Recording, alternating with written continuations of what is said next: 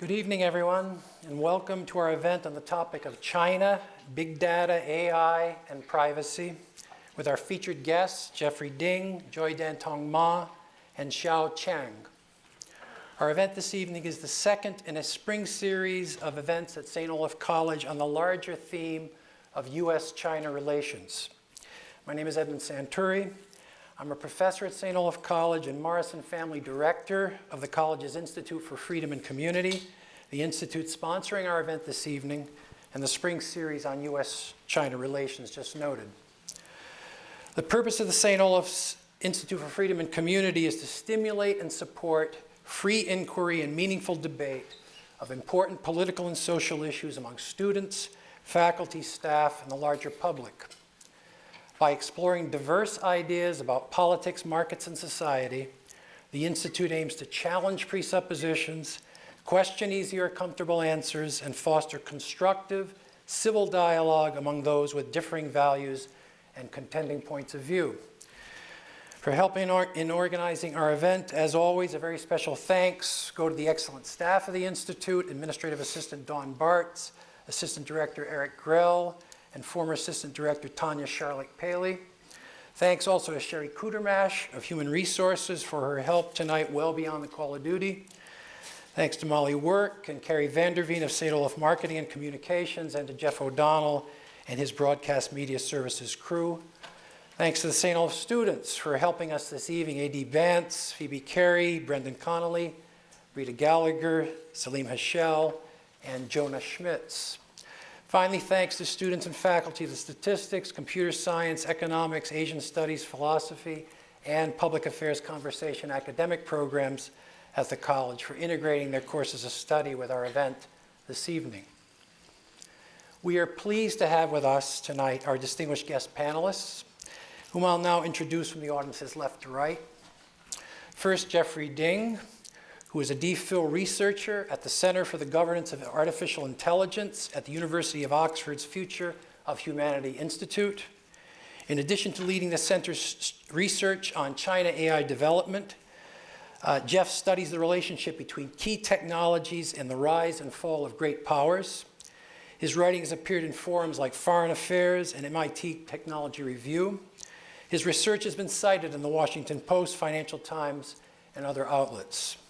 He's the creator of a weekly China AI newsletter featuring translations of Chinese media and scholarship on AI-related topics, as well as his hot takes on the issues of the day. He's also a research fellow at Georgetown Center for Security and Emerging Technology. Currently, he is reading for a DPhil, British equivalent of a PhD in international relations, as a Rhodes Scholar at the University of Oxford. Next, we have with us Joy Dantong Ma, currently a data scientist at Home Partners of America. Joy's research spans international economics and technology policy, specifically covering cross-border investment, international trade, and artificial intelligence. Her work has appeared in important publications and news outlets, including Nature, MIT Tech Review, The Washington Post, The New York Times, Axios, and BBC. She speaks regularly at various China-related conferences.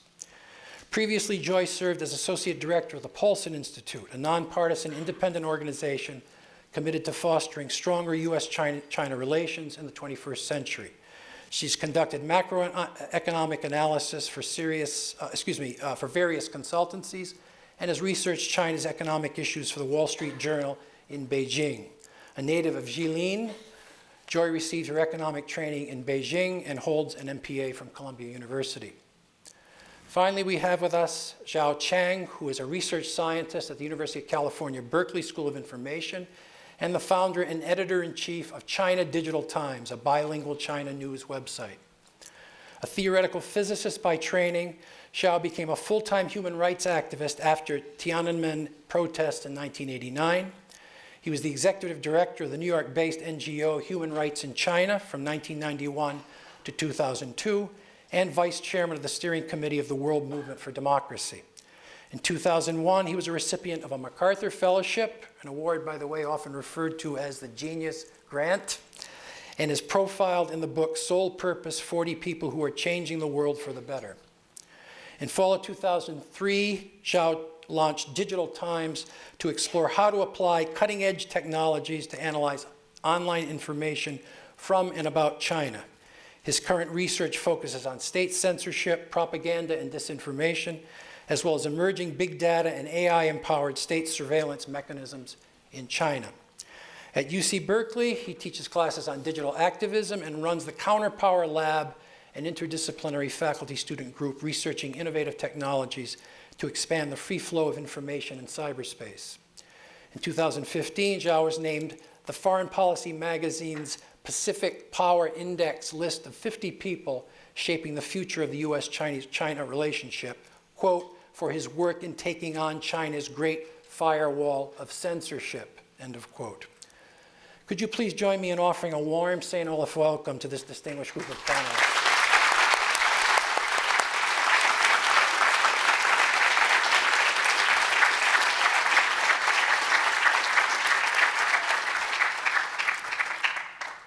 Briefly, some context for our discussion tonight.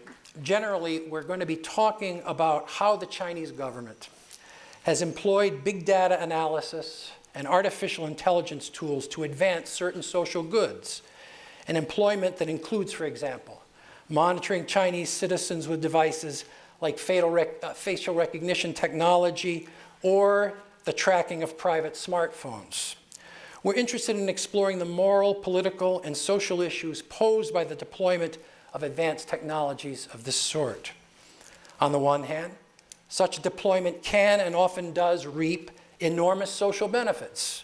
For example, identifying citizens who have contracted the coronavirus in order to contain the disease.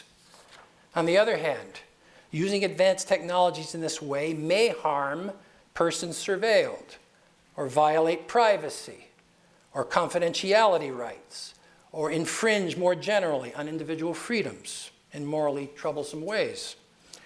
Indeed, it's interesting to note that in an event our institute sponsored just last week, a nationally renowned expert on pandemics, John M. Barry, suggested that the Chinese seem to have been able to make some progress in containing the coronavirus, partly because China is a politically authoritarian society in which government is willing to use surveillance technologies in relatively invasive ways. And he went on to suggest that liberal democratic societies like the United States probably would not be as successful in containing the disease precisely because its citizenry would be less tolerant of invasive surveillance practices. So there's an irony here that really poses one of our central questions in a striking way. How does one balance concerns for social well-being, like containing a ravaging disease, with concerns for human rights freedoms in the use of big data and AI? There are other examples that might be mentioned. For example, the Chinese government's use of facial recognition technology or biometric data analysis to track the activities of and control Uyghur Muslims in Xinjiang, allegedly to maintain social order, or China's development of a comprehensive technologically based, algorithmically driven social credit system that scores the moral character of individual Chinese citizens and puts some of them on a blacklist, excluding them from certain privileges like riding on high-speed trains if those citizens fail to meet certain general standards of character or moral performance. Are these practices and policies normal, reasonable, and prudent forms of social governance? Or are they, as some have suggested, evidences of the fact that China has become, or is on its way to becoming, a technologically sophisticated Orwellian society in which, quote, big data meets big brother? That, by the way, big data meets big brother is a characterization from Wired magazine, actually quoted in one of Xiao's published essays entitled The Road to Digital Unfreedom, President Xi's Surveillance State. That's enough to set context. How should we be thinking about these and related matters? Jeff, perhaps you can start our conversation. Great, thank you. I actually kind of liked it with the lights off. It was like the voice for like commentary on China, where like you all would judge our presentations without looking at us. or being able to see us. That could be like a great idea for a new TV show. Sorry, I will stop making that like clicking sound. Yeah, I think I'd like to start off with just giving a bigger picture lay of the land, largely drawing from analysis on a report I did called Deciphering China's AI Dream. I'm not going to dig too deep into the surveillance stuff. I'm going to more set the landscape for China's overall AI ecosystem. And it's going to be structured around debunking 4 myths that I think have dominated discussions in Western media. So myth number 1 is China's AI planning started with the July 2017 State Council's New Generation AI Development Plan. That plan did trigger a lot of coverage, and a lot of coverage was about how China now has a plan to dominate the world and achieve AI supremacy. I would argue that actually this plan was not the end-all be-all of planning. Actually, multiple local governments had issued their own plans beforehand. In fact, Hefei had already been established as this like national level industrial sector for China's natural language processing capabilities, all the way back with some of the initial planning laid in 2012. So it's known as China's Speech Valley. That's in Anhui province, and multiple other local governments had already done some planning in this space. And it's also, AI is not just a technology in a vacuum. It's connected to this broader push for science and technology development. One of the big marking points of that was in 2006 with the medium long-term plan for science and technology development, which is where there was a lot of this push towards indigenous innovation and wanting to achieve technological autonomy. And it's also connected with a variety of other efforts to build smart manufacturing, Internet of Things. And this all makes sense because AI has the potential to be a general purpose technology and is interwoven with all these other different technologies. So that's debunking myth number 1. Number 2 is that China's approach to AI development is defined through a monolithic top-down lens where the government directs everything. As I mentioned, local governments are taking a big step forward and sometimes led planning in this space. Also, just the way in which China's innovation ecosystem works, provincial governments and local governments spend over 50% of the country's R&D expenditures. So oftentimes the policy is specified at the national level. So when you look at these planning documents, they're only about like 15, 20 pages long at most for a government national level plan, like the National Plan on AI. So all the specification might happen at the national level, but all the implementation happens at the local level. So there's significant freedom for local governments, provincial governments to take that money and disperse it where they want. Oftentimes you'll have national government plans that want a lot of basic research and science, and then you'll have local governments who face pressure to meet GDP targets, and they divert that to more applied research or like manufacturing goals. The second point on the monolithic aspect is that I think the notion is oftentimes that there are national champions in this space. Whereas if you look at the firms that are really leading the way in China's AI development, Baidu, Alibaba, Tencent, ByteDance, all of these companies are private companies. A lot of them have significant shareholders that are internationally based, and most of them have like global R&D ecosystems. So Baidu, Alibaba, Tencent all have labs in Silicon Valley where a lot of the fundamental AI research is happening. Baidu's autonomous car research, a lot of that happens in their lab in Silicon Valley.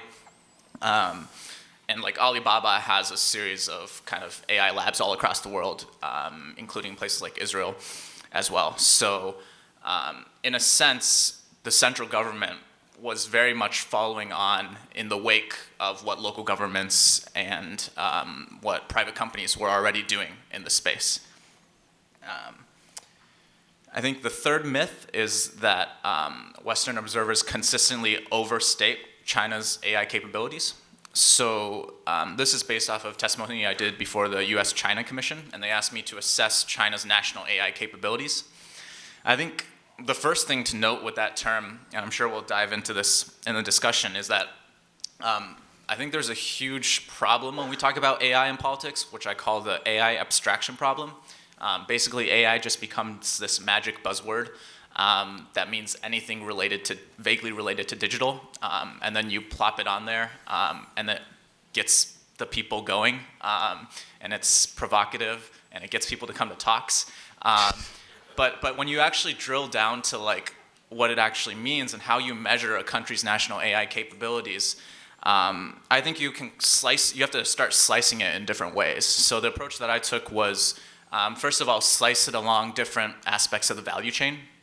So you have the fundamental layer, which is the compute, and also like AI open source frameworks, which I think Joy will get into later, but AI open source frameworks like TensorFlow, PyTorch, which is where kind of the fundamental models are being built. Then you have the technology layer, where you take some of those fundamental basic open source models and you specialize them for a specific type of application. So maybe taking a general computer vision algorithm and specifying it for a specific like facial recognition application on like a beautification app.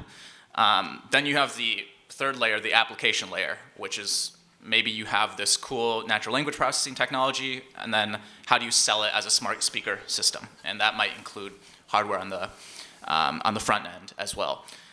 So along those different aspects of the value chain, I think it's one of the areas that is undercovered is open source software, kind of the fundamental layers, and also advantages in hardware, where China is definitely trailing. Another way that I sliced it was looking at like inputs and outputs. So patents, publications in the space in terms of the outputs, and then talent and R&D flows in terms of the inputs. And kind of the analysis shows that we're just not sure about R&D funding. But in terms of talent, the US is still pretty far ahead in terms of both practitioners and experts. And in terms of patents and publications, China's leading in raw counts, but if you control for quality and like the forward citations to those patents and publications, it's pretty clear that the quality of publications from the US and other countries like the UK are still much higher. The last way I sliced it was looking at different subdomains of AI. So oftentimes people talk about China's data advantage, and I've also written about China's data advantage, citing like the proxy of mobile phone users. But kind of big data and mobile phone users doesn't really translate to other subdomains of AI. Like it doesn't matter how many mobile phone users your country has for your country's ability to have firms that do well in autonomous driving, for instance. So you have to look at different subdomains, and certainly China is very much on the leading edge of facial recognition, but in other subdomains like enterprise AI, applying AI to like back-end business logistics, autonomous driving, patents for military applications of AI, the US is still pretty far ahead. The last myth is that there are no discussions of AI ethics or safety taking place in China. And while I think there are some topics that we'll get into where there's not as much public discourse happening, I think it's important to note that across a range of multiple other issues, there is a pretty robust and vibrant community of thought taking place. And I've translated people who have written stuff on this. For example, Tsinghua professor Lao Dongyan, she recently came out with a post against the use of facial recognition in the Beijing metro. She called it like feeding into the hysteria of kind of government control over everything. So this is even calling out public authorities explicitly. And even the Chinese public are concerned about privacy implications of AI technologies. A recent survey by the Nandu Personal Information Protection Bureau, December 2019, surveyed thousands of respondents. They found that 60–70% of people wanted alternatives to facial recognition and were concerned about their facial data being stolen. So that's just a broad landscape of where I'm coming at in terms of my view on the Chinese AI ecosystems, trying to center it around what I think are some of the common myths in the field right now. Thank you, Jeff. Joy? Sure. Thank you, Professor Century, for inviting me to the talk. And special thank you to the 100 to 200 ollies that spent Wednesday night in an auditorium listening to us talking about AI. Professor Century listed a very long list of both good and bad deployments and applications of AI. And as a practitioner, I wrangle with dirty data and machine learning algorithms on a daily basis. So I wanted to throw in my 2 cents into the inner mechanism of AI and how exactly it gets developed and it gets deployed. So when we talk about AI, just like Jeff mentioned, more often than not, we run into this abstraction problem. AI is this humongous, very complex concept that people don't really understand what it means. So a lot of times I find myself sitting at a roundtable discussion of people yelling either robotics are going to take over humanity, or China is being a superpower in AI and is going to win the technology Cold War. I think taking a step back from the hype, and we really want to understand how exactly AI is built. So in reality, artificial intelligence is essentially a collection of softwares, and the experts with their domain expertise, they assemble and scale this collection of softwares. So it gets really important to understand how exactly those pieces of softwares are built. And for me as a practitioner, this is the opening that I see to pursue ethical use of AI. Traditionally, softwares, algorithms, they are the crown jewels of technology companies. They are the best kept secrets. They're their secret sauce. They're not going to share it with anyone. But the reality is, in the past 20 years, there has been a trend to open source all of the softwares. So what is open source? It is the right to use, to study, to change, and to share the software with very little limitations. The structure did not come overnight. In the past 2 decades, there were a lot of material and pragmatic benefits that the community behind AI development saw from open source softwares. So today, as a result, majority of the fundamental programming programs are open sourced. What it means is, for me as a data scientist and a lot of my colleagues, we don't have to solve the problems that are truly fundamental. How to write a program that could do calculations, that could do divisions. Those are problems that were already solved by people who spend hours trying to build up the fundamental structure. And for people who are developing the cutting edge AI systems today, majority of people, they stand on the shoulders of the giants and they develop the AI systems. So a case in point in this structure is a piece of software that's called Pandas. It's not in any way related to Chinese pandas. It comes from a panel analysis. It comes from a specific type of data. Interestingly, this software was first developed in 2008 by a programmer in New York working for a hedge fund. They needed to find a very efficient way to wrangle financial data. And the software became so successful that the team recognized the incredible value embedded in them. So magically, they convinced the management to open source it. So today, I know we have a lot of future technologists in the audience. When you are going to work in a data analytics company, I can guarantee you at one point in your career, you will use this piece of software. So today, the vast majority of foundational programs in AI are open source. So ensure the fair, safe, and ethical use of AI, we need to ask ourselves, what kind of softwares do we want to build? What kind of contributions we want to contribute? What kind of legacies we want to leave to AI? I learned just at dinner that at the Department of Mathematics, Statistics, and Computer Science, there are 69 mathematics majors, 55 statistics and data science concentrators, and 28 computer science majors. beyond software, beyond computer science, the ethical use of AI requires acute eyes for social science as well. So to end my remarks, I would like to pose a question to everyone in the audience today. How do you want to build the AI that's ethical use, not only in the States, but also in China, but also everywhere in the world? Thank you. Xiao? Joy, you should be on the staff of School for Information, UC Berkeley. That's kind of talk we have to get students.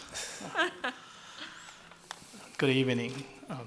It's really special to be here with all of you tonight. I had a wonderful conversation with other co-panelists and with Professor Sateri, and we had a dinner conversation with Rich. All of us make me feel came all the way here from California against the advice of many other my family members that don't travel. It's all worth it. And thank you for being here. And also, just for all of you to know, to putting an event like this together, inviting speakers and have everything ready, how much work is behind with Professor Sateri and his staff and his colleagues. You're lucky to learn in this environment. What I wanted to say about AI, big data, and China is pretty much already summarized by the introduction, which in the article of the Wire magazine a couple years ago with the title, Big Brother Meet Big Data, and quoted some of my work. I actually don't have a whole lot to say under that theme, different than that theme. All of you probably well educated to know what Big Brother is and what big data is. But I'd rather start from a different way. I started with why I came here. It's because of the word Minnesota. It was because my father, my own father, who's an environmental scientist who retired a long time ago, came to the United States first time in 1984 as a visiting scholar at Minneapolis. That 1 year left a huge impression and made a huge difference to his professional life, but also to his personal life in many ways. And he never stopped talking to me and to my brother what kind of country America is, what kind of people American peoples are. That's 1984. And what he learned from here, he maintained relationship, and what a wonderful place Minnesota is. So I always wanted to bring him back here again, and also wanted to come here to see myself, the place he talked so many times. Unfortunately, because of the travel issue, he couldn't be here tonight. But I came to the United States after he talked so much up about his Minnesota experience in the United States. I decided to study in America. In 1986, I came to University of Notre Dame, South Bend, Indiana, study astrophysics, continue my graduate study in astrophysics. At the time, I was already had a master of astrophysics in China. This is 1986. Fast forward, 1989, before I finished my PhD on cosmic rays, Tiananmen happened. I hope all of you know what Tiananmen means to Chinese history. In 1989, students uprising, protesters in Tiananmen Square, answered by tanks and machine guns. Hundreds of people died from my own city, Beijing, where I grew up with. So at that day, June 4th of 1989, I made a decision to return China. I want to be part of its history. I want to do something for my country and my people and my city. And little did I know, ever since I became an activist. So in the spring of 1989, that hope of freedom for democracy of Chinese people was being crushed by tanks.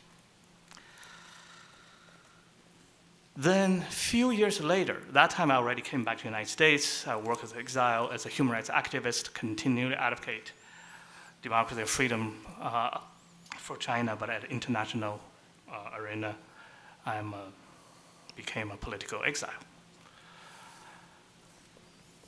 Something happened. Internet becoming into our world, right? In the middle of the 90s, China catch up, setting up infrastructures, and yeah, actually it's early as 1984, but later on, that there is this technology that grew up with, first of all in the United States, and then information highways all over the place, and China was cutting up and starting to build internet. Actually, the very first company to build up internet infrastructure in China was some of my former friends' college. Why I mention that? Because to me, that was a new hope. Do you remember the New Hope? The first episode of Star Wars. The new hope that China will have freedom, that technology can help. It's not just me. Actually, my friend who's in China to doing the internet business and building infrastructures, to some degree, a generation of Chinese people, an early stage of internet entrepreneurs, enthusiastically embrace this new technology, at least partially, but definitely not a matter. So major is to feel this will change China for the better, not only economically. The Chinese government didn't think really that way. Chinese government introduced the technology to make sure I have the infrastructure that to make China economically competitive, to attract foreign investors and leap over the certain developmental period and build China economically and gaining the political legitimacy. But for so many people in China who are enthusiastic about this digital revolution, including myself, I was in the distance as an exile watching it, but I was hoping this technology which bring the power shift from the controlled to the ordinary users. People can have a voice, people can have a media themselves, people can connect themselves. It's gonna change China for the better. And that partially explained why I came to, when I had opportunity, I came to UC Berkeley at the beginning of School of Journalism, started China Internet Project, and later on, now I do what I do at the School of Information in early 2000, in 2003, with that hope, the new hope. And that's actually true. Remember the digital promise to all of us? That the empowering the ordinary users, that improve the democracy, and information connect all of us. And particularly, there's also, including myself, the clear view that this time, the autocrats, the dictatorship cannot last under such information revolution. And in my work in building up the China Digital Times, I've seen such process, despite of the censorship, despite of Chinese government effort to control, despite of the political system resist the greater transparency, the greater information flow in Chinese society. This new technology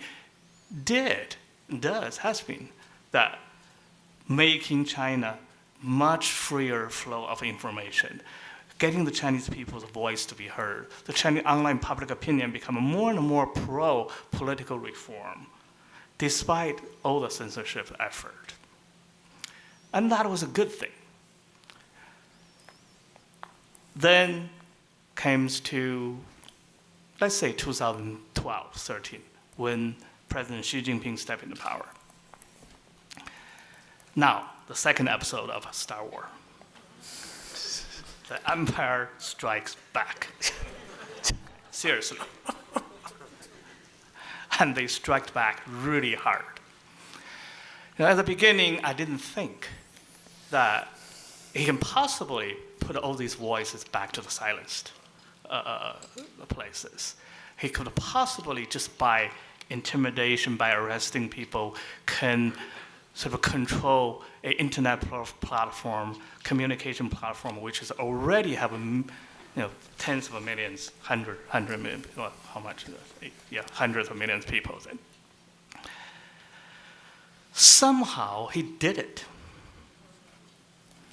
by increasing the resources of crackdown, by intimidation, by violence, by arresting people across the board, by putting those public opinion leaders on the national TV to confess, by using sophisticated technology to detect the undesirable information, by building up a great firewall blocking more and more information outside, and by organizing, mobilizing millions of students, particularly, and government officials, as what we call 50 cents trolls, online trolls, using pseudonyms, promoting government lines, and flooding and diluting the online information space. And by devoting huge number of internet police power and resources to policing the internet in general, control the society for the last 7 years, 6 to 7 years. Now, what's the third episode? I can't remember the name now, but actually it has a name, which is different than the movie. It's called, which is tonight our topic. It's called The Emperor Got AI. And that's a different term we didn't know of. We didn't anticipate the new wave of technology, the data-driven learning system, which we call AI, empowering the controllers, not the ordinary users. Now the power shifts back to whoever owns the infrastructure, whoever have access to those data, whoever can utilize this knowledge, turn those data into knowledge, into readings, into the knowledge about the users, and use it maybe for them, maybe against them. In a country like here, Google, Facebook, Twitter, those media, those companies collect those data and have those knowledge. They are using that to make a profit for their company.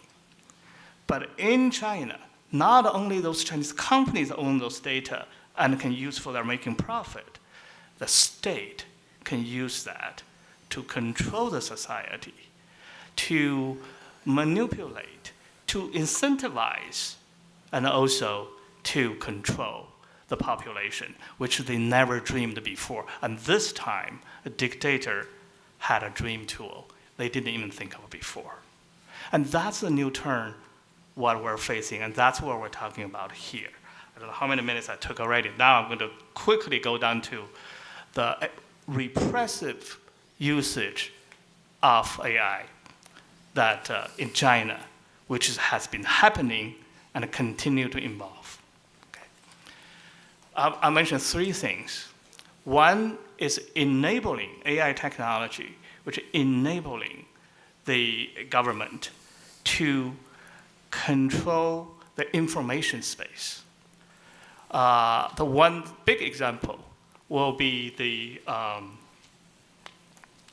it's called online public opinion analysis algorithms platforms. There are dozens of Chinese companies producing those online, gathering online social media data, doing sentiment or the data analysis, and recommending the Chinese government what to take, whether taking them down, whether diluting them, whether introducing in different views. The latest example, and it's being implemented in China all over the places. Maybe when we have time later, I'll talk about the coronavirus example that actually contribute to the outbreak of coronavirus from the Wuhan. Secondly, is the using the big data and an algorithm potentially to control society and population by ranking them, by aggregate this knowledge and the data about individual citizens. That's what we all familiar called social credit system.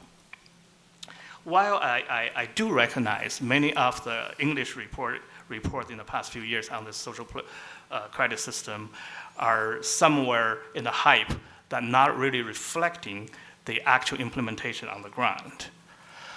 But the general theme and the policy goal behind of these hundreds of experiments in China is basically the same. It is to put the citizens' different aspect of information together and to give them a rating and credit rating. And using that, right now, most of the experiments hasn't produced a single number yet. And far from those data being connected.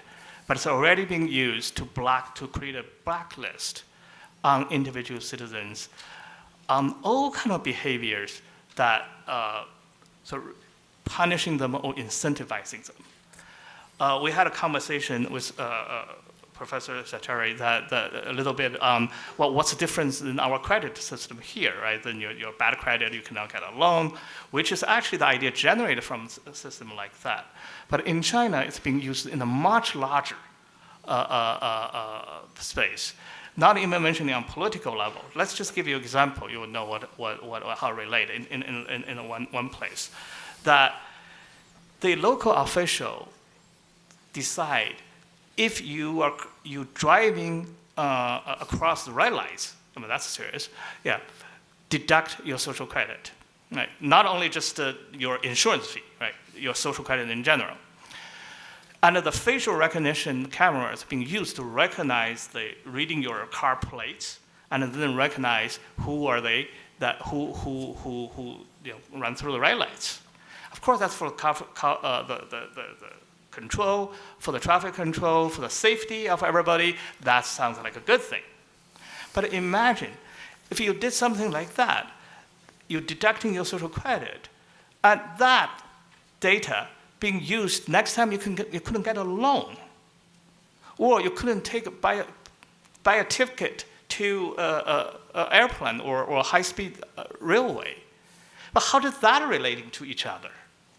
And there's dozens of aspects of those in your social behaviors and behaviors that being counted as against you, being calculated into your social credit system. Well, then you are really being controlled. You do one thing and you're being punished by something else. And if the government has all this data about you and can trace you like that, then you are living in a much, much smaller space which can call it yours, you can make a decision, right? But unfortunately, that is China, is where it's going. Right? Everybody has smartphone, you use WeChat, you do all kinds of social and political and economic activities on it. And if all this data being used and linking to each other, then you are really living in a world that you cannot, it's not really for you, right? It's somebody else who owns that knowledge to control you. I can go that a little later. And one more thing before I close. It's about facial recognition. Facial recognition, it is a danger technology. I mean, I'm using it on this iPhone myself, right? For my password, for opening up the iPhone, for the safety, and it's a technology actually started spreading all over the places. But China is making a major lead in this area. Why? It is because the government realized this is they call it the security technology, 智能安防, artificial intelligence security, or smart security technology. The government put down a huge budget to contract private companies to do it.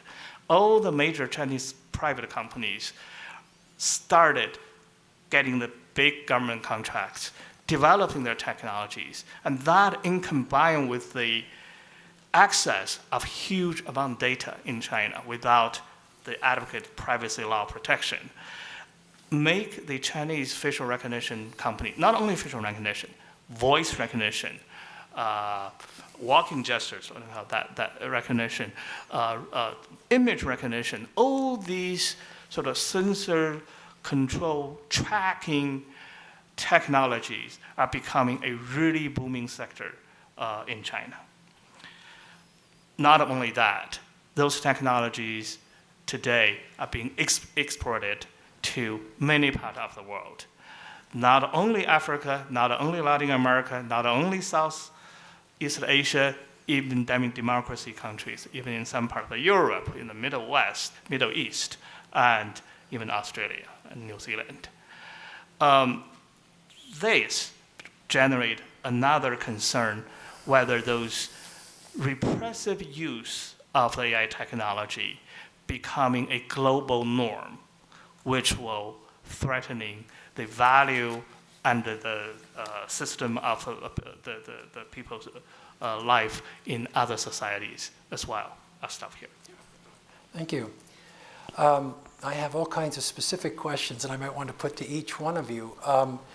But starting more generally, I detect competing visions of the state of affairs in China with respect to AI. I hear from Jeff, for example, talking about a kind of federalism that's operative. On the one hand, which the central government is articulating general guidelines, but there's lots of different sorts of things happening at a local level, and that does give the impression of a certain kind of innovative interchange and vitality and mutual checks and competition and all those sorts of things. And I hear from Joy the idea that, well, a lot of this software that would be operative is open and therefore open to conversation and exchange and mutual consideration about how it ought to be used and so forth. And if one applies that to the Chinese situation, you say, well, this seems to be a kind of manageable a state of affairs. But what I hear from you, Xiao, is a much more dismal picture, a much more threatening picture of what's going on there. So is that just a misread on my part of different emphases or accentuations, or how would each of you respond to the other, or to what I'm saying in the way of interpretation in the remarks? Yeah, I think I don't necessarily disagree. I think just to spell it out really clearly, there's been shocking and really problematic misuses of facial recognition, especially in Xinjiang. I've translated stuff from security systems companies where they say that if we bring in facial recognition to just enhance the securitization of Xinjiang, which has a large ethnic minority population, we free up 200 people who are just looking at screens all day. And then who knows what those 200 police officers, then they set up more police bureaus.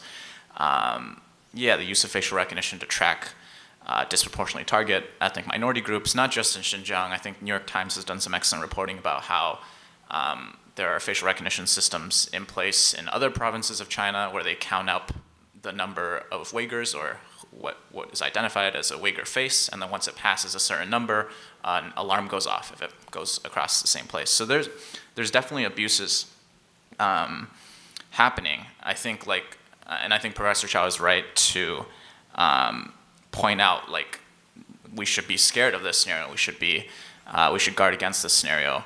I do think that there are a lot of opportunities for checks. I think one example is this type of local government and type of a lot of, as Professor Xiao mentioned, a lot of the social credit systems are being implemented on a local level first. There's very little evidence that machine learning has actually been applied. Dev Lewis actually went to 2 different testbed sites, and these were relatively rudimentary systems. Even for the rudimentary systems, I've done some translations of where a teacher was put on a blacklist for kind of using corporal punishment to discipline a student, like hitting them with textbooks or something.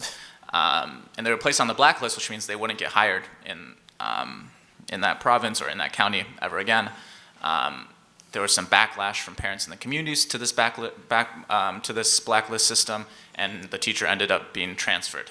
Now, whether or not you agree with like whether a teacher should continue to get to teach after beating a student with a textbook or not, the fact that there at least was this mechanism for backlash at least gives me a sign of hope. Obviously, I come from a different background in that I didn't experience kind of the things that Professor Xiao has experienced and has fought for. So like our viewpoints are very different. So I definitely recognize that position. Yeah, I just think that oftentimes we project our worst fears about China into our analysis of what is happening with the use of AI and surveillance. And maybe I'm projecting like a vision of like what I wish China could be like with some of these comments. But yeah, I'll leave it there for now. But I do think that there's some interesting stuff to dive deeper into. The last thing I'll note is that a lot of the data, and we were discussing this earlier, a lot of the data that the government would need to create an integrated social credit system that has like all of these different variables in a row, that of like your transportation, your payment habits, whether you're on time with your loans, whether you attend school, your behavior across all these different domains. To combine all of those and integrate it in a social credit system, you would need the data of all the big tech companies, and the big tech companies aren't willing to give up their data as of now to the government. Just it's their interest to kind of keep that proprietary. So I think that like social governance and authoritarian resilience is like one of the critical aspects of the party drive. But if you make these companies give up their proprietary data sets, that might reduce competition incentives in the space and hurt these companies. So oftentimes like a system of overt, way too restrictive control might trade off with the government's incentives to promote more open, more innovative environments elsewhere. So maybe in a sense I'm grasping at straws here to like say that this big brother, big data won't be realized. But I do think there are like good arguments to hash out on this front. Joy? Trained as a data person, I always try to approach matters from a very data-centric aspect. One of the pieces of information I wanted to share was recently I was looking into all of the consumer application deployments of artificial intelligence in China. So in 2015, at the urge of a lot of consumers that are unhappy with the services some commercial companies offer, the Chinese Consumer Association conducted a survey of 100 applications in China. And they checked every single one of their privacy agreements of these 100 companies. 91 of them didn't pass the basic threshold. 37 of them did not have privacy agreement at all to start with.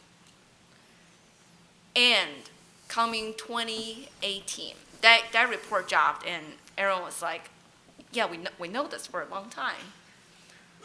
But in 2018, given the strong backlash from consumers against these companies specifically, given the lack of privacy protection, the Chinese government actually started a special working group to run research on an ongoing basis to look at apps and to look at their privacy agreements. And nowadays, we are seeing a couple drafts of consumer data privacy protection signing into law.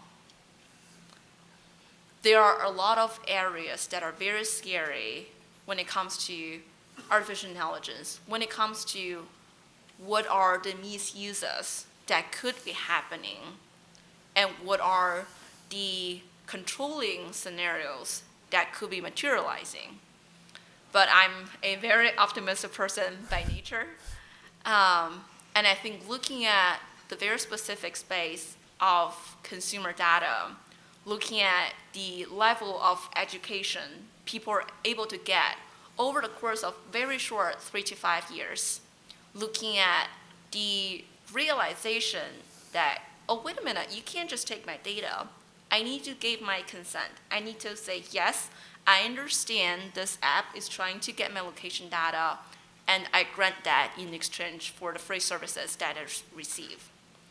I think given the observation of looking at people being able to educate themselves better, being able to experience better by exposure, by education, by discussion in the public space, it's something that gives me some sense of hope.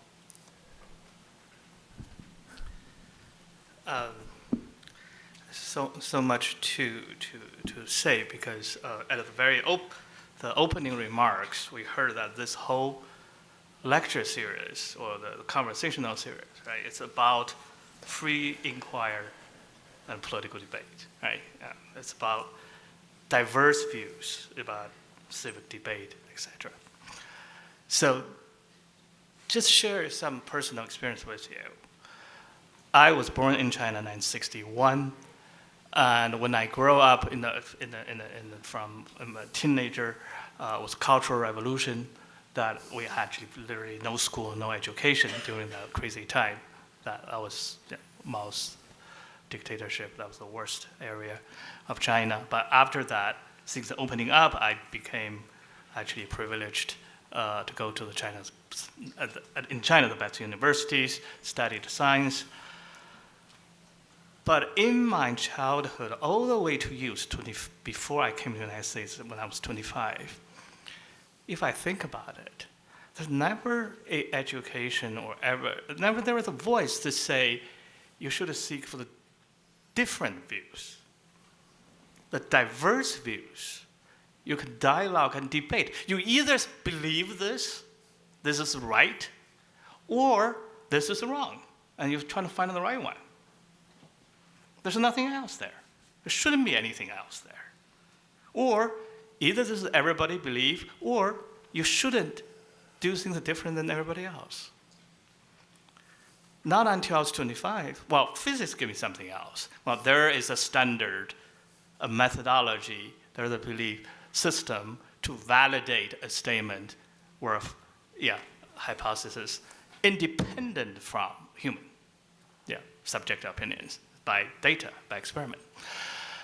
But come to the United States, in my sort of later of the childhood, the youth, that I realized, people could be different. There are the people who believe in God, there are the people who don't believe in God. There are the people conservative, there are the people liberal. There are the people who, they actually don't have to force the other person to agree to each other.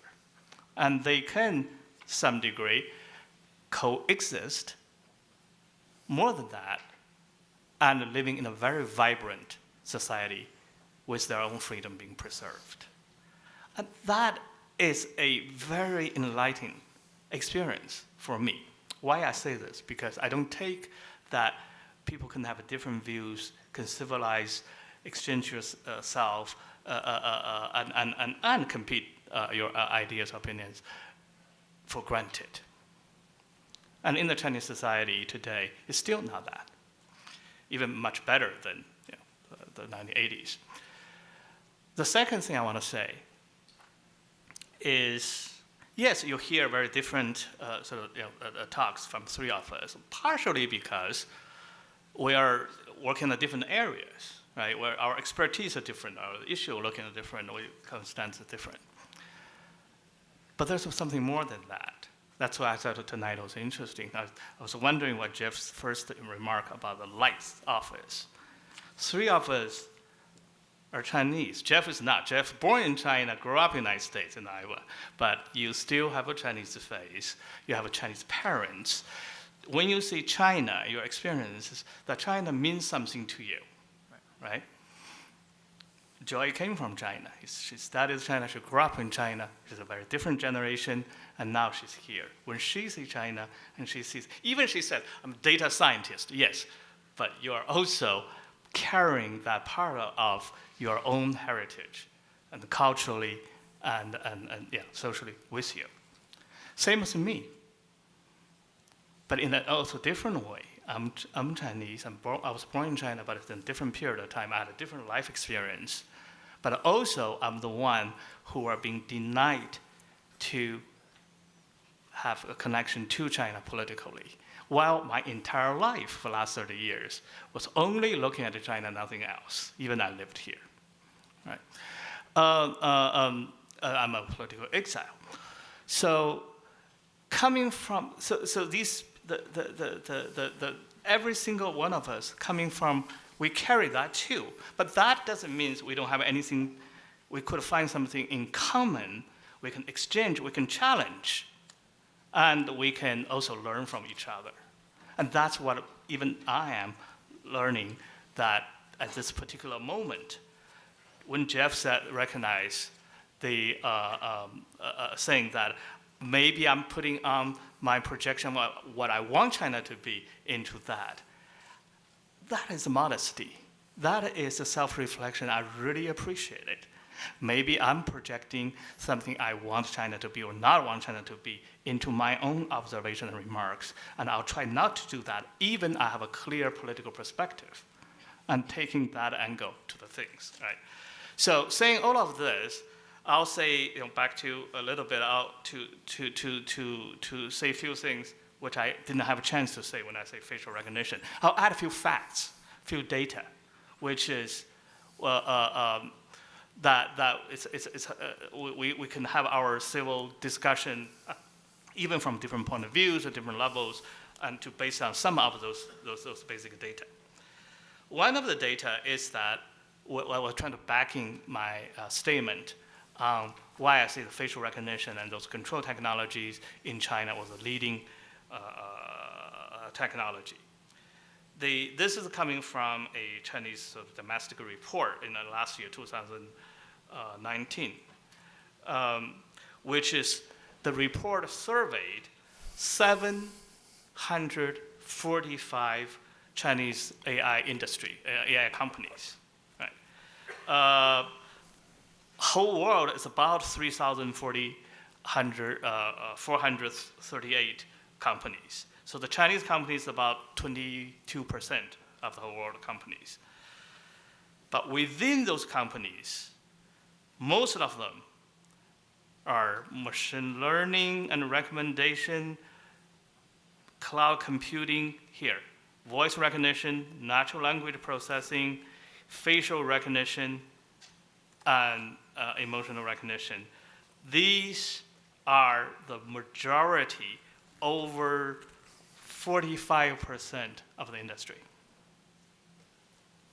I don't have a data of the United States. I'm sure that in that narrow level of the pattern recognition, it shouldn't take 45% of the industry. And secondly, giving some examples of how advanced those Chinese technologies are. For example, they're using artificial intelligence to detect harmful information in images and video. Harmful could mean anything, including political and porn and any other things, that undesirable information government wants. The accuracy of those Chinese technologies, 99%. And the voice recognition accuracy was 90%, far better than other places. So these are some of the data sort of backing the statement of these are where the Chinese AI technology growing strong, and that's where they're being used. I think we can open to general Q&A now. And so if you have a question that you'd like to put to a member of the panel, look to the microphone, raise your hand, and we'll get a microphone to you. And please don't start the question until you get the microphone. See a hand here. There's one here too. Raise the hand again, please. Oh. Don't need a microphone? We need a microphone because we're recording. Thank you. Hi, my name is Luke Bultina. I wanted to ask how you guys envision AI intersecting with the China's Belt and Road Initiative. That's for anybody who can answer the question. Thank you. Yeah, so I think as Professor Xiao mentioned, you're starting to see exports to a lot of countries in the Belt and Road Initiative. A good place to look at these is done some translations of like readouts from security expos, and there's like a yearly one that takes place in Xinjiang where like all the security systems integrators, and not just Chinese companies, US companies, German companies, they all come to these fairs and like check out the latest gear and how to monitor your population in a more fine-grained way. Some people just really like that sort of stuff. But at these expos, kind of the language surrounding these is that this is like, like exports to Central Asia. These types of expos are very much framed in the rhetoric of this is part of the Belt and Road Initiative. I think there's some question as to whether this is also just a product of these countries being more proximate, so it's natural that there will be more interconnections. I don't know if like how much this diverges from the profit incentives of just these are also the countries that want more expansive security systems. So that would be an open question. Okay, next question. My question is, oh, sorry. My question reflects my lack of technological sophistication, so I hope the younger people here will be tolerant. But one of my questions is, it's sort of overlapping. My husband did Army intelligence during the Vietnam War, and he taught courses at Carleton on intelligence gathering. And one of the things he always said was that in any kind of intelligence gathering, there's always much more information than you can possibly use, that it has to be used very, very selectively. And so my question is, with the huge volume of information that's being generated by all these different forms of AI, the cameras and so on, at what point is there human interface that comes in and analyzes and makes decisions about what's going to be done with it? And can there possibly be enough people to sift through all the data that's being gathered? Or is it just simply all mechanized and computerized? I assume I'm going to answer this question. We have some, saying in the industry among practitioners. The good ones, they look and they get insights, but the really good ones, they automate it. So the really good ones, and I've seen some out there, they're able to build the systems to automatically intake and digest information and then to have steady output. Not only that, but also to build in testing system to make sure if anything breaks during the process, the person in charge will be notified. So that is, in a way, how machine learning has really picked up speed. Imagine I can only look at one Excel file with 10 tabs tops. I recently learned that is my limit. But imagine having a system that can constantly looking through the numbers and gauging how well the company performed on a daily basis. And that is previously not achievable with a reasonable amount of resources. And that is how, in very recent years, the machine learning, artificial intelligence has got a major boost. The certain algorithms, especially neural network, is perfected and developed rather recently, and that type of network, that type of algorithm have a specialty in digesting a huge amount of information and having meaningful insights at the end.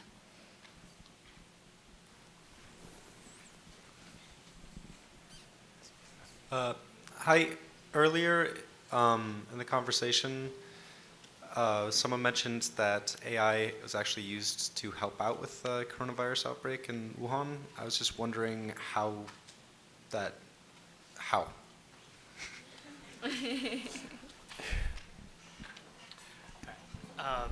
Actually, let me tell you how it didn't help.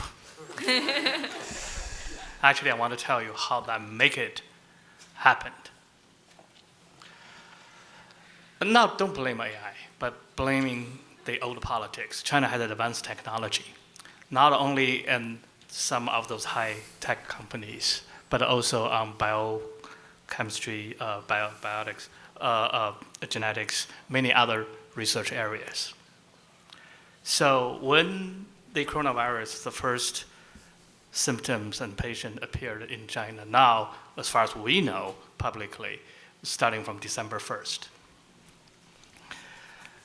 Very soon, within 2 weeks or so, Chinese scientists already had genetic sequences and identified its basic biological structure, which is a huge achievement. Should be help the world, the scientific communities, to identify it and sort of preventing it in an early stage.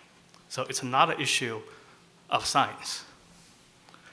But this knowledge, including the fact that this virus is contagious, the passing from human to human, that knowledge, now we look at it back, it's being established in China as early as middle of December last year.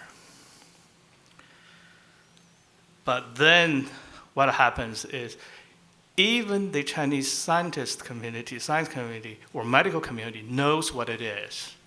But the bureaucracy, the political machine, react on this information very differently. It was, all we know today is few timelines, including on December 30th, now we all know that 8 Chinese medical personnel were spreading information warning their friends that this is dangerous, it happened in my hospital, watch it out, and being picked up by the Chinese police, punished, and broadcasted at the national TV level to say internet rumors, being rumor mongers being punished, and you must not spread those things disturbing social order. And in the next coming 2 weeks, even there's more and more patients, there will be more and more medical personnel being affected. So obviously it's people passing to human. But the local, meaning the Wuhan and the Hubei province, having this 2 weeks long party recession called the People's Congress representatives, important political meetings. During those meetings, the local authority constantly hiding the real number of the cases. Every day the report is there's no new cases. It's lasting for 10 days until they couldn't hide it anymore.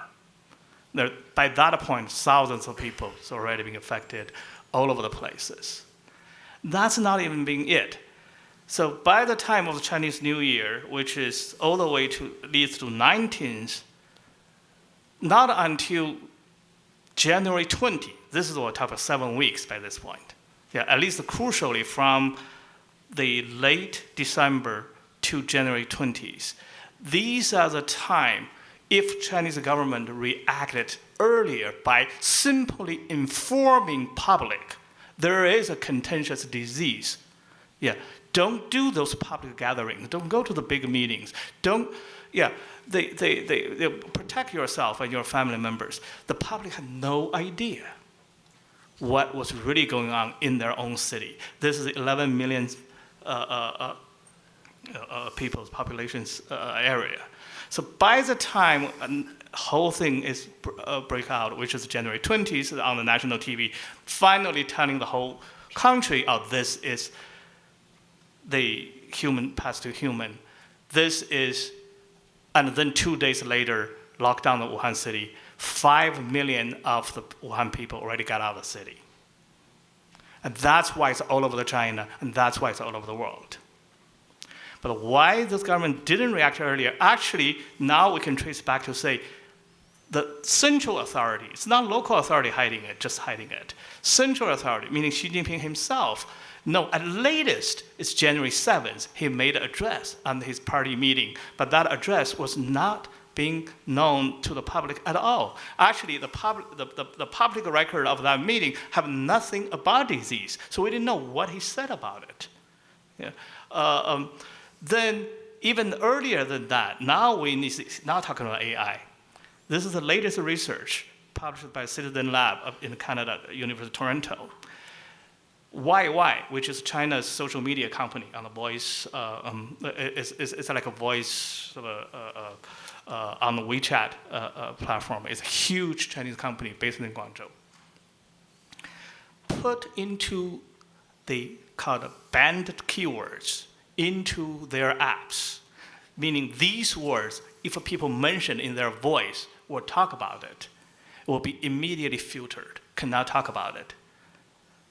There's dozens of words relating to dangerous new SARS, new virus spreading, Wuhan new disease, all being banned on December 31st, 2019. In other words, and nobody can tell those companies, a big company, to do the things unless the central authority. It's not a Wuhan authority can tell them to do it. Okay? So the central authority already taking decisive measure to preventing any information spreading regarding this, at least by evidence as early as December 31st. So then 21 days later, January 20th, you tell the entire country. That 20 days is what made we paying the price now. And the Chinese people paying the price now. So this is a story I'm telling that even you have an advanced technology, but even being used by a political system for different purpose. And in this case, it's created a huge, huge damage and price for the people, not only in China and in the world.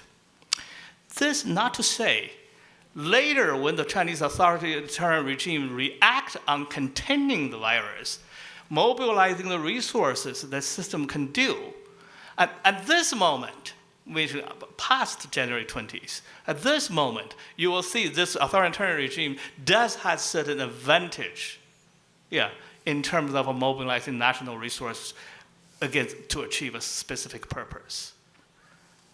So these two all go together. This person here has been trying to get in for a while.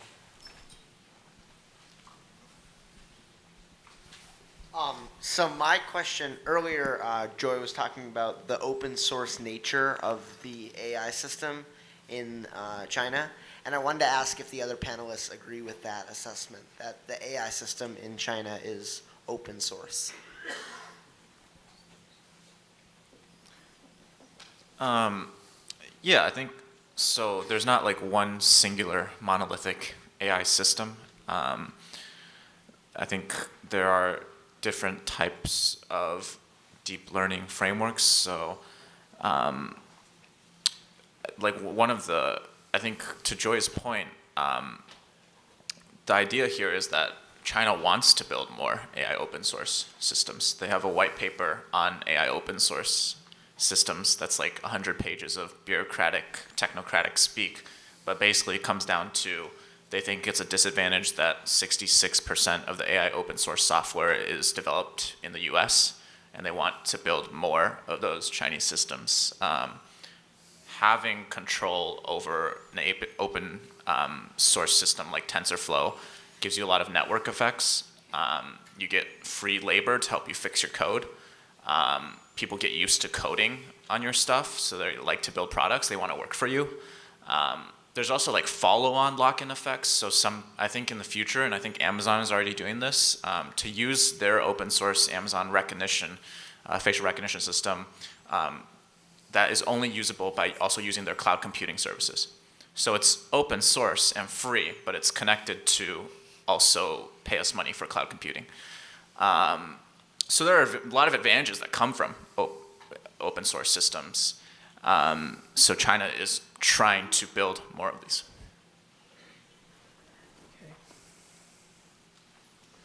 There is a student on that side has been trying to reach the microphone. Thank you. Thank you.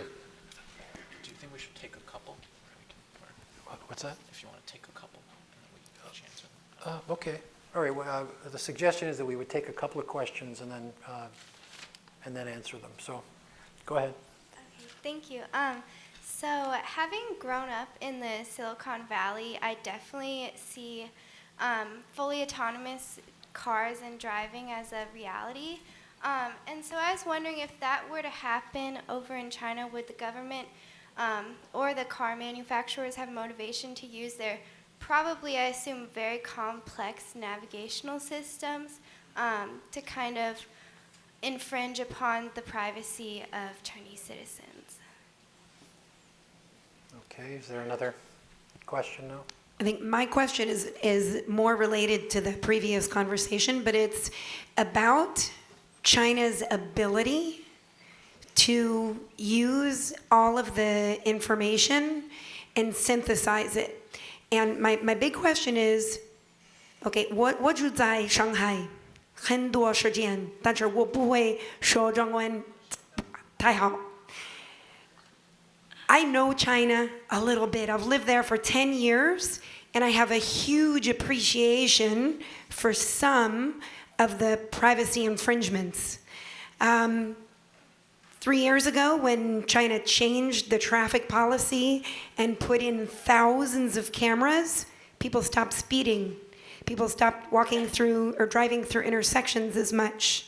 So I'm trying to tie my question to her question about driverless driving. I think China can do it.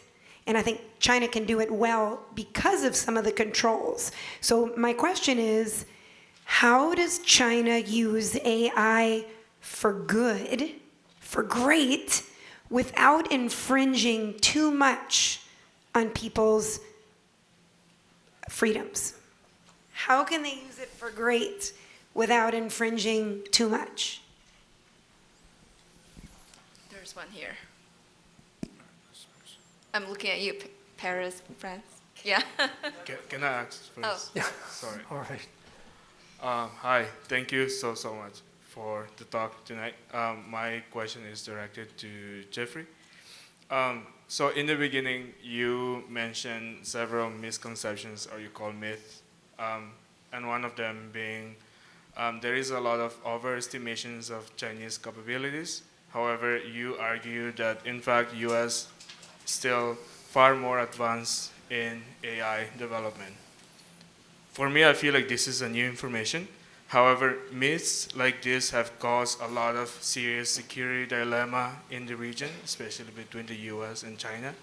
Why do you think not a lot of people are aware of this? Do you think this is because there is a lot of disconnect between academia / data scientists and public policy, or people who make decisions in the international relations arena? Thank you so much. Thank you. I think that's probably enough questions to take from you. I can really quickly just address this specific question. I think two main reasons. The first is if you are someone in the US military who really wants funding for your AI system, there's no better way to get leverage for that funding than to like drum up a threat of like China's AI capabilities surpassing ours. So I think it's very rational to like sometimes overhype a threat to then like get whatever project you want pushed forward. I think another part that plays into this is Yeah, I think there's a consistent trend with overestimating rivals' technology capabilities. You saw this with like this idea of like Japan going to be #1 back in the 1980s. And then the last part about this, I think Joy touched on this somewhat too, is, and I touched on it with just, we don't really know how to measure who is ahead in AI. There are so many different complications. Are you talking about innovations, inventions? Are you talking about diffusion? What does it mean to win or lead in AI? It may be the case that like China and the US both win, right? Like in wind and solar and new energy, the US still leads in all the design and the service aspects of all these systems. China leads in the mass production. Does that mean China has won wind and solar production? When the US might still get a lot more of the profits and the valuable IP in those interconnected systems in a world of globalized innovation. So those are kind of 3 reasons that I think it's hard to, complicates this type of estimating AI capabilities. I will comment on this question really fast and then move on to the autonomous vehicle. For why do we always think China is doing really great in AI? Just like Jeff said, a big part of it is this whole technology Cold War debate didn't happen overnight. It started as a trade war, conflicts, and then you transition into technology competition, intellectual property rights, and then you transition into superpower technology, end of the world bifurcation kind of scenario. And as a former journalist, I definitely confess that we have the tendency to be like, I need a punchline. And a punchline, one of the punchlines that are really popular in this whole AI debate is data is the new oil. And that really drags people back into the Cold War area when the oil is, a very essential part of a country's competitive power. But data is not a new oil. The more data you have, the more oil you have, the better your machines can run, the stronger your military is. But not the more data you have, the better algorithm you have. Not the more data you have, the better AI you have. And when people say data is the new oil, people look at China and be like, wait a minute, you have 1.3 billion people, so you gotta have more data. But that is not how it actually works. So I think just like your intuition, your guess is there is a big disconnect between people with the subject matter knowledge and people who are trying to understand and make policies in the industry. And I think this is why I really appreciate having this opportunity to come out here and be like, I can tell you all of the nerdy aspects of how data science and artificial intelligence actually works. And to the autonomous vehicle question, in a small city outside of Beijing called Xiong'an, that's a new city they're trying to build into a political center. So everything is a clean slate. Everything is starting new. And there is testing on autonomous vehicle, especially on not necessarily transportation for humans, but utility transportations to deliver you packages, to sweep the streets. And those are the most cutting edge, the most also widely deployed and tested areas we're seeing in this space in China. Yeah, I want to just directly sort of respond to this, I think it's a wonderful question, how China can do great without infringing too much citizens' freedom. It's actually a really hard question, of course. Let's ask this way. Let's see if that helps us to thinking about it. How can AI do great without infringing too much citizen freedoms in this country? We all want AI to do great. But let's see the great or do good means to enhance and enrich our fundamental values of our life and happiness. And then without this infringing privacy and freedom part is happening here as well. It's the challenging of this new era of technology. This type of technology has this kind of a power to creating that asymmetrical differences between the users and the ones who access data and who can use this technology. It's in favor of those few who can, again, master this knowledge and use that against the ones, against or for, those who provide the data, our daily personal experience, as a matter of fact. In this society, we have a rule of law, we have concept of privacy, we have democracy, we have election. All of this are facing challenges in the everyday, right? Including facing challenge from those technological changes, social media, and et cetera, but also other things, right? Nationalism, popularism, and we're all engaging, whether the policy making or lawmaking and all these things can enhance our quality of life, our quality of democracy in here or in any other country. Well, that is a big question. Now, back to China. Why we talk about China today? Why we're here talking about this? Not only because China is rising as a powerful country, it's also because China is a very different political system. Between the autocracy and the democracy, despite all the flaws of democracy, there's no fundamental trust between the two systems. If India rise so fast with this technology, we wouldn't have the same kind of worry and conversation.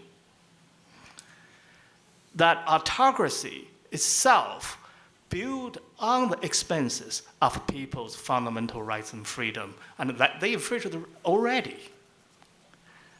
AI just enhanced the state capacity to do so even more. Even at the same time, AI can do good things and great things. AI are doing great things now in China. Now, I'll give you an example. New York Times article yesterday, or the day before yesterday, right? Using this called health QR code for coronavirus. That Hangzhou is one of the China's sort of most technology advanced city, and who invented this now, I think it's being sort of implementing on 20 other cities, that people who has a smartphone, which is China has 850 million of people have smartphones, that can, has this app, you can put it in, and it will this app collects your personal data, including where you have been, who you did visit, and who knows what else. Then it shows you a code, either green, which is you're healthy, you're fine. You can go to the subway. You can go. You can go to shopping. You can get out of your residential neighborhood, or it's red or yellow. That's the tension, and red you cannot go anywhere, and you need to be quarantined, etc. And this system being implemented in the last week or 2 weeks, a couple of weeks, basically whoever putting on, and there's millions of people putting on their cell phone, track everything they do. The system making great is the system full of bugs. There's a lot of flaws that people are complaining. Oh, why do I get a green? Why do I get a red? And I didn't do anything. Why should I be quarantined, et cetera, et cetera. But despite all of that, that's a technology error, flaw. Most importantly, people don't know what data exactly they're tracking me, and why this thing knows so much, and at this time, limiting, giving so much power, telling me what I can do, I cannot do. The answer is, at this special time in the public health crisis, this is very effective to control a large population. Yeah, a doing good thing. And maybe actually does contribute to slow down the contain the virus. But then the question is, will this technology go away after this epidemic? Can the authority use this for anything else? If this technology the app can be on your phone tracking so many of those things and have so much power decide what you can do and cannot do. That's an open question. But in the dictatorship, in autocracy, that open question cannot be publicly debated. It cannot be reflected or corrected through election or changing a law of privacy or anything like that. It becoming a certain danger to civil liberty. Even right now, it's seeming like it's doing good things to contain the virus. Well, this is an enormously complex topic, and we appreciate the stimulating reflection that you've given us on this very difficult matter. Thank you very much.